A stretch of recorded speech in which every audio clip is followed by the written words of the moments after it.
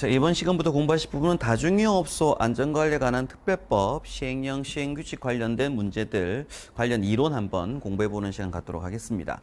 일단 수업 들어가기 전에 먼저 또 교재 목차, 차례부터 한번 보도록 하죠.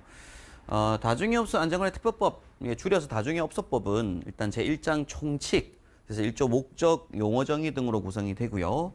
2장이 다중이용업소 안전관리 기본계획 등, 3장 허가관청의 통보, 3장의 2번 화재배상 책임보험 의무가 관련된 부분, 그리고 제4장은 안전관련 기반조선, 그리고 5장의 보칙, 6장의 벌칙까지 구성이 되어 있습니다.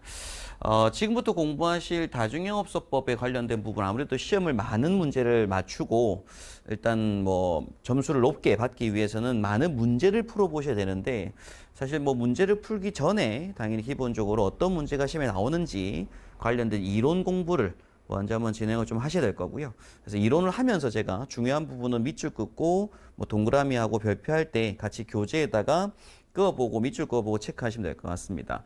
실제 이제 법규 내용은 처음에 한 번만 법 내용을 들으시면 되고, 법규 교재에 있는 이론을 따로 여러분께서 막 한 번 더 공부하실 내용은 사실 없어요. 중요한 건 이제 한번 이론 들은 다음 문제를 풀 때 각 문제의 예상 문제 해설들이 다 있을 거고, 그 해설들에서 다시 한번 복습하고 다시 이 문제를 풀면서 내가 답을 찾을 수 있는지 없는지가 중요하기 때문에, 뭐 사지선다이기 때문에 일단 기본적으로 난이도가 그렇게 뭐 높지는 않겠지만 그래도 이제 전체적인 법을 꼼꼼히 전부 다 한번 읽어보시고 체크하실 필요는 있을 거라고 생각이 듭니다. 좀 저와 같이 다중이용업소법 시행령 시행규칙 제1장 총칙부터 같이 한번 좀 보도록 하죠.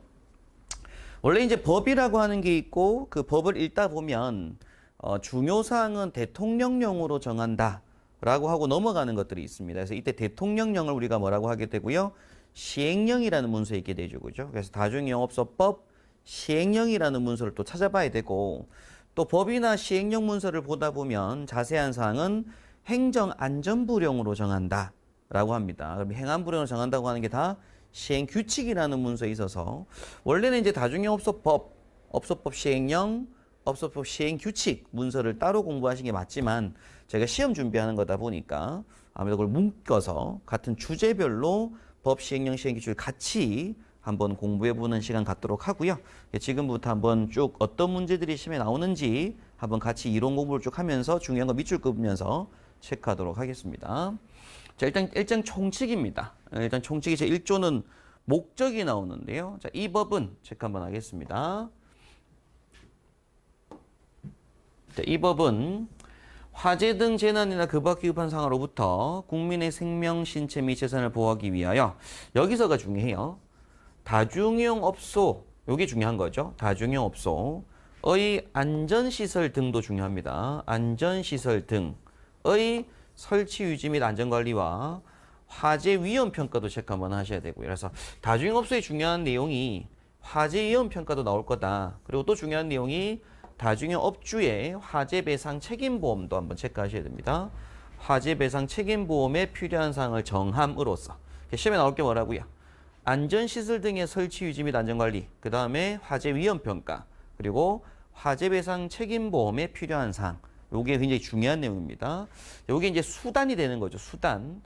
이걸 정함으로써 최종적인 목적은 뭐는 거냐면 공공의 안전과 공리 증진에 이바지함을 목적으로 합니다. 소방 기본법과 동일한 목적이긴 한데, 일단 어떤 이 법을 이루기 위한 목적의 수단으로서는 다중이용업소에 관련된 안전시설 등입니다. 그래서 설치 유지, 그리고 화재 위험 평가, 화재 배상 책임보험이 가장 큰 중요한 사항이 될 거다. 이렇게 한번 체크 한번 하셔야 되고요.